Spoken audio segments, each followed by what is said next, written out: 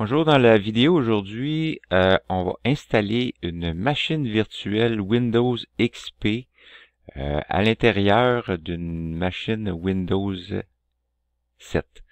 Le, le, le principe est simple, c'est qu'on va créer un disque dur à l'intérieur de notre Windows 7 et puis on va se servir du CD d'installation de Windows XP pour créer une machine virtuelle Windows XP, fait qu'on va pouvoir travailler avec la machine Windows XP. La façon qu'on procède, c'est que je me sers d'un programme qui s'appelle VirtualBox, qui ici là Oracle, c'est un programme qui nous permet de créer des machines virtuelles à l'intérieur de notre ordinateur. Moi, vous voyez, j'en ai fait une avec une version de Linux. La façon qu'on fonctionne, on va cliquer ici sur Nouvelle. On va cliquer sur Nouvelle, on va l'appeler Windows XP. Ici, Microsoft Windows XP 32 bits, c'est la version que j'ai. Il n'y a pas de 64 bits dans Windows XP. Alors, je vais cliquer sur Suivant. Là, c'est la taille de la mémoire qu'on a besoin pour faire rouler la machine Windows XP. Ce que je vais faire, c'est que je vais l'augmenter à 1 gig. C'est à peu près on peut le mettre même jusqu'à... J'ai 4 gigs de disponible sur ma machine. Fait que je vais la mettre à jusqu'au vers 2048. Rouge, après la machine va aller peut-être plus lentement. Fait que j'essaie de prendre toute la mémoire disponible. S'il y en a qui ont plus que 4 gigs de mémoire, mettons 16 gigs, mais là on va pouvoir la faire aller plus vite encore. Un coup on a fait ça, on clique sur Suivant, 2048. Là, on va créer un disque dur virtuel. OK. Ici, en choisissant, on choisit par défaut. On laisse ici type de fichier disque dur par défaut. Maintenant, on va choisir ici, si on veut qu'il soit dynamiquement alloué, ça veut dire que le disque va prendre de l'ampleur à mesure qu'on va ajouter des choses. Mais moi, ce que je veux faire, c'est avoir une taille fixe, parce qu'on va avoir la possibilité de transférer ça d'un ordinateur à un autre. Donc, on clique sur Suivant. Ici, pour notre test, je vais mettre un disque dur de 10 gigs. Ça, c'est suffisant pour faire rouler Windows XP. Et puis, habituellement, c'est 2 gigs le maximum, le minimum qu'on peut. Mais on va prendre 10 gigs, ça va nous donner de l'espace pour installer peut-être des programmes, puis faire d'autres choses avec notre machine Windows XP. Ce qu'on va faire, on va cliquer ici sur Créer. On voit ici qu'il y a 10 gigs pour le disque dur. On clique sur Créer ici. Là, le programme est en train de créer un disque dur virtuel de 10 gigs avec Windows XP à l'intérieur. Je vais mettre la vidéo sur pause en attendant que, parce que ça prend quand même, ça dit 1 minute 47, mais c'est plus que ça. Je vais mettre sur pause et puis je vous reviens tout de suite.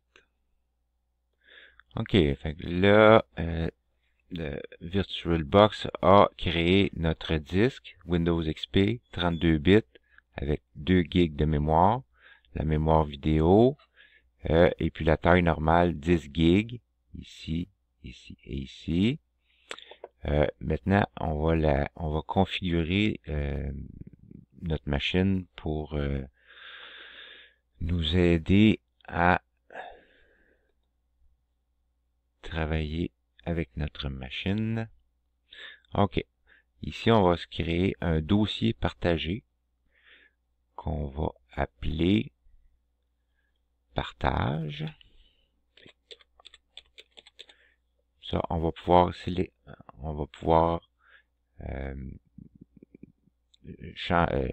partager les données entre notre disque dur virtuel puis notre ordinateur. On fait ça ici. Pas valide. On va l'appeler.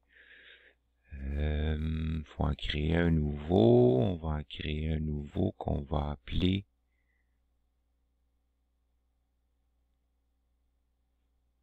dossier backup. Voilà. On sélectionne un dossier. On va le monter automatiquement. Pas en lecture seule parce qu'on veut vouloir changer des choses dessus. On clique sur OK. Là, ici, on a les générales. On peut configurer toutes sortes de choses. Ici, là, Microsoft Windows, 32 bits. Le système, on peut avoir disquette, on n'en a pas sur notre ordinateur, faut qu'on va le décocher. Le réseau, c'est pour le démarrage, on n'en a pas besoin. L'affichage, ici, on peut le mettre jusqu'à 128 MB. Stockage, ici, le son, il va se servir de l'ordinateur. Le réseau va se servir de l'ordinateur aussi. On clique OK. Tout est activé. Là, ce qu'on va faire, c'est qu'on va démarrer la machine.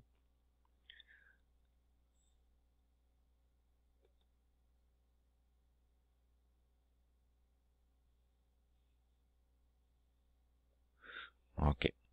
Moi, ce que j'ai fait, j'ai pris une image ISO que je pourrais partager avec vous. Si ça vous tente. Je l'ai appelé ici. Je l'ouvre. Je démarre. OK. OK. Maintenant, la machine Windows est en train de s'installer sur le disque dur virtuel à l'intérieur de la machine.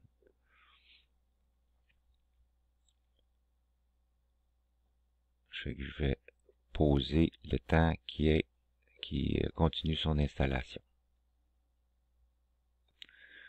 OK. Là, il a installé les programmes sur le disque dur. Là, il va commencer l'installation de Windows XP.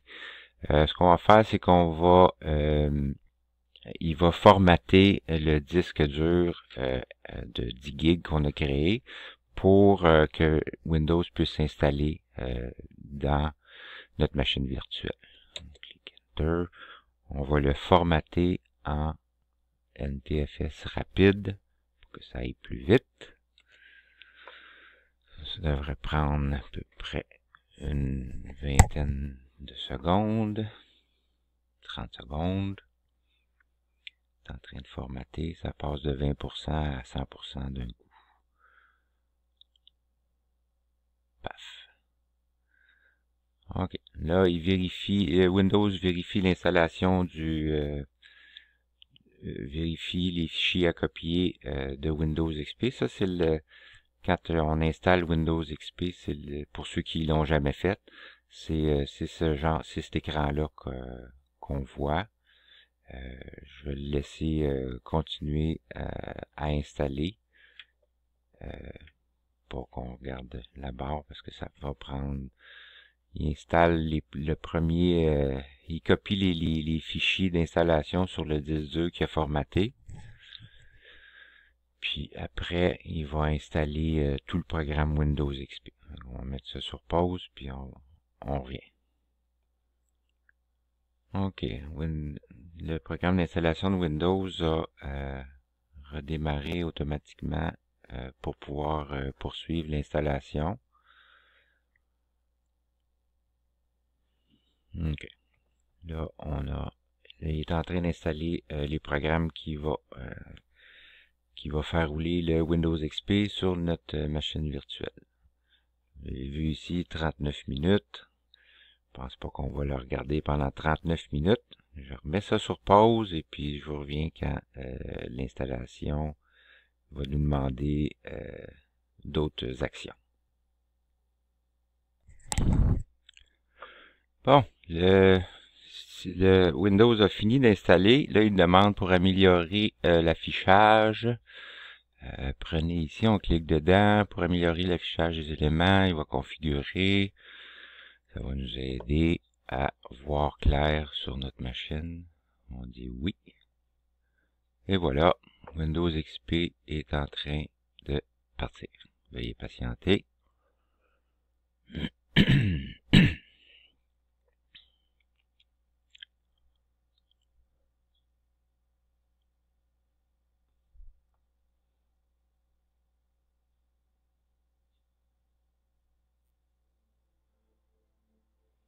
Alors, on a le super écran de Windows XP. Bonjour. Suivant. Là, on n'aidera pas à protéger l'ordinateur. De toute façon, c'est une machine qui, de toute façon, Windows XP est plus supportée. Tout le monde le sait. C'est pour ça qu'on veut installer cette machine-là. Alors, on clique sur Suivant. Là, il vérifie parce qu'il se sert de la carte réseau de l'ordinateur dans lequel on a installé l'image. On dit que l'ordinateur va se connecter directement à partir de la machine virtuelle. Suivant. On veut pas activer parce que de toute façon, c'est une copie. On met notre nom. TGL. Info. Suivant. Merci. Terminé.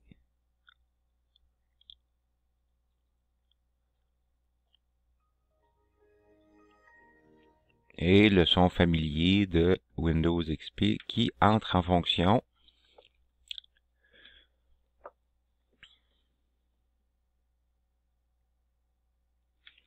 Remarquez ici là, que la machine virtuelle garde le système d'exploitation invité. La souris est intégrée, fait que quand je clique à côté, je peux me servir à côté, autour de ma machine virtuelle, puis quand je clique dedans, et ça s'en vient en dedans. Là, c'est sûr qu'il n'y a pas d'antivirus, on s'en fout. C'est une machine virtuelle. On pourra l'effacer si c'est l'avantage de ces machines-là. On peut faire des tests avec ça. Puis si on veut installer un programme, puis on va savoir si ça va fonctionner ou pas, ou s'il y a des virus, on peut tester des programmes qui a des virus dedans. On pourra peut-être faire d'autres vidéos là-dessus. Ici, au niveau de la machine, de l'écran, ce qu'on fait, c'est qu'on le met en mode mise à l'échelle. Fait que ça va nous donner la possibilité d'agrandir la fenêtre, puis ça suit comme ça. Là, on peut se promener entre on sait qu'on est dans la machine virtuelle ou dans le Windows XP qui est ici. À partir de là, on peut configurer propriétés dans les bureaux. Ici, on peut personnaliser des choses, écran de veille, apparence, paramètres. Clique ici dans les avancés. Non, c'est pas ici. C'est dans les thèmes. On peut ajouter des personnalisation du bureau. On va ajouter mes documents, poste de travail. Internet Explorer, c'est la vieille version, on s'en servira pas vraiment. Puis on fait OK. On est dans la machine de Windows XP.